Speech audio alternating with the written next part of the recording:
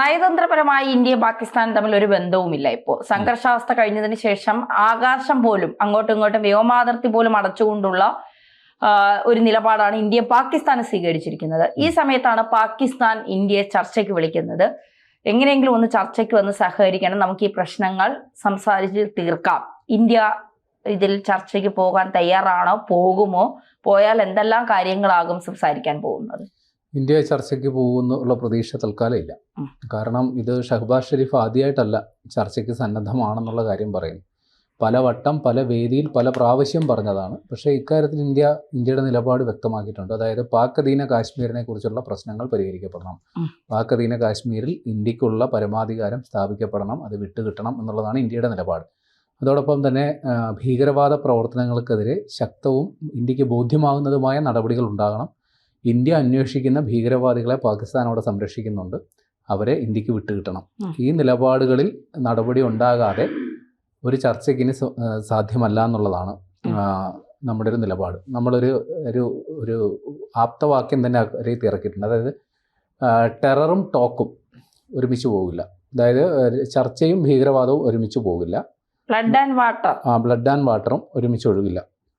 അപ്പോൾ ഈ കാര്യത്തിൽ ഇന്ത്യ നിലപാട് വ്യക്തമാക്കിയിട്ടുണ്ട്. പക്ഷേ ഇന്ത്യയുമായിട്ടുള്ള ഒരു ചർച്ച, പ്രശ്നങ്ങൾ പരിഹരിക്കുക എന്നുള്ളത് പാകിസ്ഥാൻ്റെ ആവശ്യമാണ്. അതുകൊണ്ട് അവർ കിട്ടുന്ന വേദിയിലെല്ലാം ഇന്ത്യയെ ചർച്ചയ്ക്ക് ഇങ്ങനെ ക്ഷണിച്ചുകൊണ്ടിരിക്കുകയാണ്. അത് മുമ്പ് ഇങ്ങനെയൊക്കെ തന്നെയാണ്. ഇന്ത്യ പാകിസ്ഥാൻ സംഘർഷം ഉണ്ടാകുമ്പോൾ ആദ്യം പത്തി താഴ്ത്തി വരുന്നത് പാകിസ്ഥാൻ തന്നെയാണ്. അത് ഇപ്പോഴും ഉണ്ടായിട്ടുണ്ടെന്നുള്ളതാണ്. ഇപ്പോൾ വേദിയായിരിക്കുന്നത് UK ഹൈ കമ്മീഷണർ, അവരുടെ പേര് ജെയിൻ മാരിയറ്റ് എന്ന ഒരു വനിതയാണ്. അപ്പോൾ ഇവർ ഇസ്ലാമാബാദിൽ പാകിസ്ഥാൻ പ്രധാനമന്ത്രിയുടെ ക്ഷണിക്കപ്പെട്ടിട്ട് കൂടിക്കാഴ്ച നടത്തിയിരുന്നു. അപ്പോൾ അവിടെ വെച്ച് ആണ് ഷഹബാസ് ഷെരീഫ് ഈ UK ഹൈ കമ്മീഷണറോട് പറഞ്ഞത് ഇന്ത്യയുമായിട്ട് അർത്ഥവത്തായ ചർച്ചകൾക്ക് താല്പര്യമുണ്ട്, അല്ലെങ്കിൽ അതിനെ പാകിസ്ഥാൻ മുൻകൈ എടുക്കാം എന്നുള്ളത്.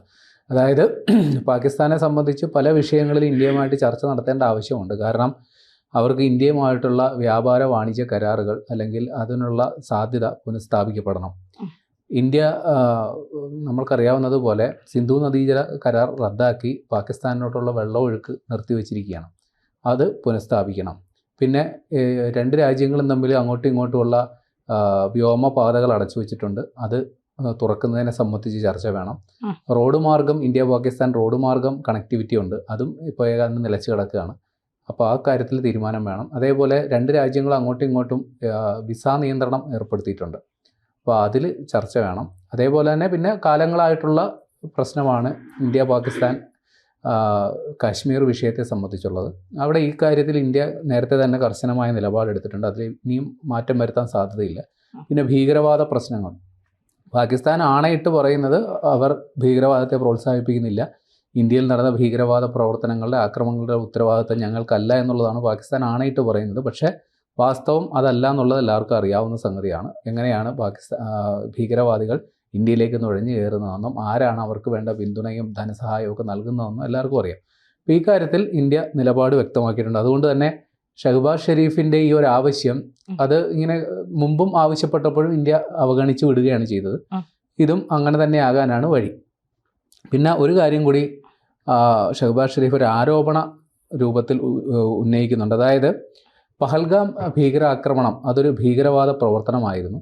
അത് പക്ഷേ ഇന്ത്യ ഈ മേഖലയുടെ അല്ലെങ്കിൽ ഇന്ത്യ പാകിസ്ഥാൻ സംഘർഷങ്ങളുടെ അത് വ്യാപ്തി വർദ്ധിപ്പിക്കാനായിട്ടുള്ള ആയുധമാക്കി ഉപയോഗിച്ചു എന്നുള്ളതാണ് ഷഹബാസ് ഷെരീഫിൻ്റെ ആരോപണം. ഇനി ഇന്ത്യ പാകിസ്ഥാൻ സംഘർഷങ്ങളുടെ ഭാഗമായിട്ടുണ്ടായ ഓപ്പറേഷൻ സിന്ദൂറിൽ ഉണ്ടായ സൈനിക നടപടിയെക്കുറിച്ച് ഒരു നിർണായക വിവരം കൂടി ഇപ്പോൾ പുറത്തുവിട്ടാണ്. കൂടുതൽ അതും കൂടി പറയണമല്ലോ.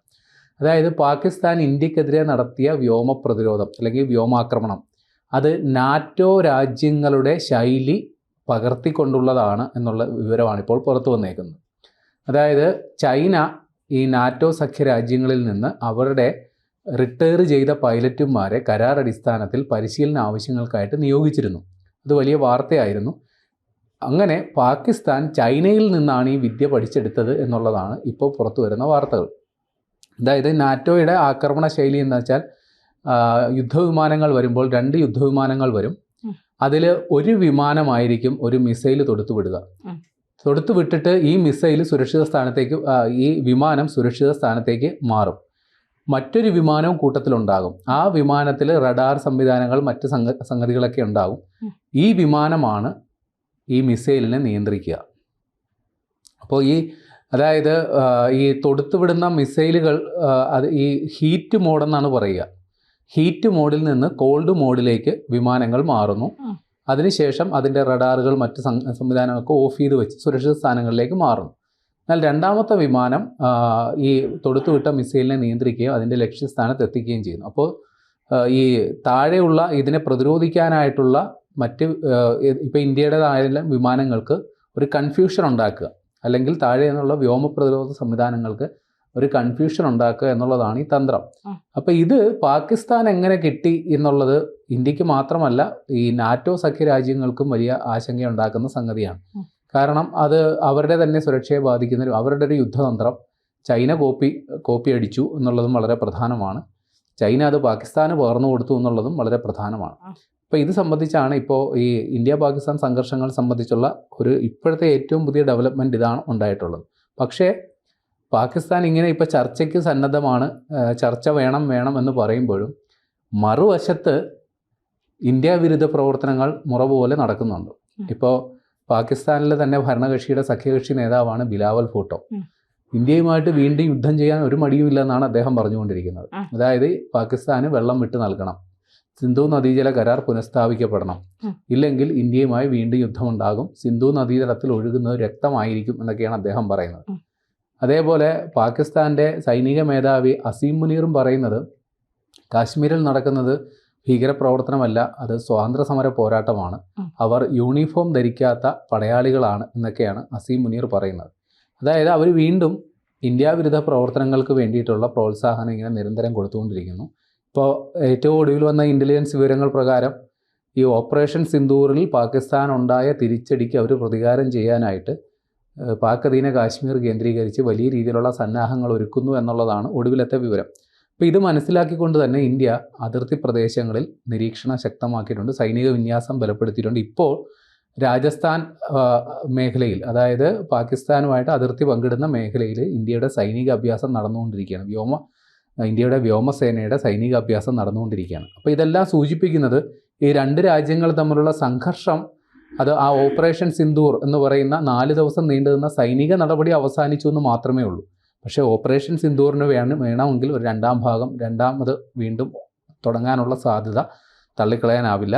ഇക്കാര്യത്തിൽ നേരത്തെ തന്നെ ഇന്ത്യ നിലപാടെടുത്തിരുന്നു. അതായത് ഇനിയും ഇന്ത്യക്കെതിരെ ഏതെങ്കിലും തരത്തിലുള്ളൊരു ഭീകരപ്രവർത്തനം അല്ലെങ്കിൽ അതിൻ്റെ ആസൂത്രണം ഉണ്ടായെന്ന് തെളിവ് കിട്ടിയാൽ അത് ഇന്ത്യക്കെതിരെയുള്ള യുദ്ധപ്രഖ്യാപനമായിട്ട് കരുതും. ആ രീതിയിൽ തന്നെ സൈനികമായി തന്നെ തിരിച്ചടി നൽകും എന്നുള്ള കാര്യം പറഞ്ഞിട്ടുണ്ട്. ഏതായാലും ഷഹ്ബാസ് ഷെരീഫ് ഇപ്പോൾ വീണ്ടും ചർച്ചകൾക്ക് സന്നദ്ധത അറിയിച്ച് പറയുന്നുണ്ട്. പക്ഷേ ഇക്കാര്യത്തിൽ ഇന്ത്യയുടെ നിലപാട് നേരത്തെ തന്നെ വ്യക്തമാക്കിയതാണ്. അതുകൊണ്ട് തന്നെ തൽക്കാലം ഇനി ചർച്ചകൾക്ക് അനുയോജ്യമായൊരു സാഹചര്യമല്ല എന്ന് തന്നെയാണ് വിലയിരുത്തേണ്ടത്.